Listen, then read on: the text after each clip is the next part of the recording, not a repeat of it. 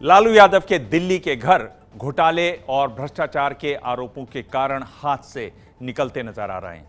दिल्ली के बिजवासन में बेटी का फार्म हाउस ईडी सील करने की तैयारी में है, तो न्यू फ्रेंड्स कॉलोनी की कोठी पर इनकम टैक्स विभाग की नजर है।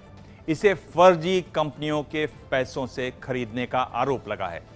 आरोप है कि 5 करोड़ रुपए की संपत्ति जिस कंपनी के पास रही, उसे लालू के बेटे और बेटी ने सिर्फ 4 लाख में खरीद लिया।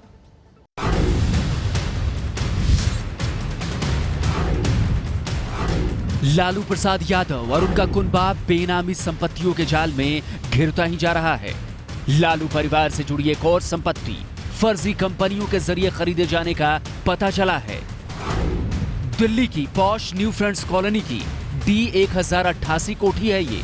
एबी एक्सपोर्ट नाम की कंपनी की संपत्ति से सीधे सीधे जुड़े हैं लालू के बेटे तेजस्वी यादव और बेटियां चंदा यादव और रागिनी यादव।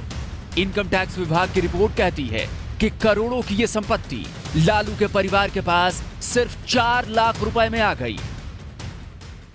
मेरे हाथ में जो दस्तावेज आप देख रहे हैं, यह आयकर विभाग की वही आरंभिक जांच रिपोर्ट है जिसमें साफ तौर पर कहा गया है कि एबी एक्सपोर्ट नाम की एक कंपनी कोई काम नहीं करती थी और इस कंपनी को मुंबई की जिन 5 कंपनियों ने 5 करोड़ रुपए का लोन दिया, वो भी काले को सफेद करने का काम करती थीं। आयकर विभाग ने अपनी जांच रिपोर्ट में साफ तौर पर कहा है कि एबी एक्सपोर्ट में आरंभिक जांच में पैसे का सोर्स बोगस पाया गया है।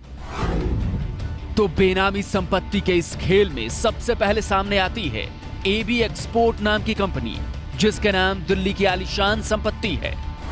आयकर विभाग की रिपोर्ट में खुलासा हुआ है कि 2007-2008 में दिल्ली के न्यू फ्रेंड्स कॉलोनी में D1088 मकान एबी एक्सपोर्ट कंपनी ने खरीदा था। एबी एक्सपोर्ट को मकान खरीदने के लिए मुंबई की 5 कंपनियों से 5 करोड़ का लोन मिला था। मुंबई की ये 5 कंपनियां थी Nakshatra business private limited, Alka diamond, olive overseas, ट्रिगलर इन्फोकॉम और यश वी ज्वेलर्स लिमिटेड। आयकर विभाग की टीम ने मुंबई में जब इन कंपनियों के ठिकानों पर छापे मारे तो पता चला कि ये 5 शेल कंपनियां हैं जिन्हें मनीष जैन नाम का शख्स अपने सहयोगियों के साथ चलाता है। आयकर विभाग की पूछताछ में इन शेल कंपनियों के मालिकों ने कहा कि इन कंपनियों का कोई बिजनेस नहीं है और ये कंपनियां केवल एंट्री देने यानी काले को सफेद करने का काम करती हैं। अब आपको बताते हैं कि लालू के परिवार की एंट्री एबी एक्सपोर्ट कंपनी में कब और कैसे हुई। आयकर विभाग की रिपोर्ट में लिखा है कि साल 2011 में लालू के बेटे तेजस्वी यादव ने 3,95,000 रुपए में एबी एक्सपोर्ट में 98% हिस्सेदारी खरीदी।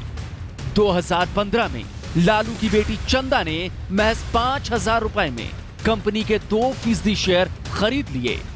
2015 में ही लालू की एक और बेटी रागिनी एबी एक्सपोर्ट में डायरेक्टर बन गई। अब एबी एक्सपोर्ट का मालिक पूरी तरह लालू का परिवार है, यानी 4 लाख रुपए में लालू का परिवार 5 करोड़ की संपत्ति का मालिक बन गया। अब जरा ध्यान से देखिए इस दस्तावेज को, जिसमें साफ तौर पर कहा गया है कि जो लोन 2007-2008 में एबी एक्सपोर्ट को दिया गया था, उस पर 9% की दर से ब्याज भी लिया जा रहा है। लेकिन जांच बताती है कि ना तो कभी ब्याज दिया गया और ना ही कभी मांगा गया। आयकर विभाग की इसी रिपोर्ट में एबी एक्सपोर्ट के शेयरधारकों ने कहा कि वो तो इस कंपनी को ट्रांसफर करने में केवल मध्यस्थ की भूमिका निभा रहे थे। एक शेयरधारक ने आयकर विभाग को दिए गए बयान में साफ तौर पर कहा कि उसे नहीं पता कि उसके पास कब शेयर आए और कब शेयर बेचे गए। आयकर विभाग की इस जांच रिपोर्ट के बाद लालू परिवार पर जांच एजेंसियों का शिकंजा और कस गया है और जांच एजेंसियां लालू परिवार के खिलाफ एक और मुकदमा दर्ज कर सकती हैं।